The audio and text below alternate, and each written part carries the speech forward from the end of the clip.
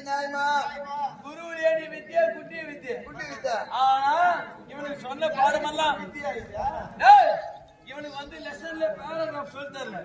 ஒரு பத்தி மட்டும் தான் சொல்லி கொடுத்தேன் அதுக்கு பிரதிபதார்த்தம் பாவம் அர்த்தம் இவனுக்கு சொல்லி தரல சொல்லி கொடுத்தாலும் துரியனுக்கு மட்டும்தான் ஆனா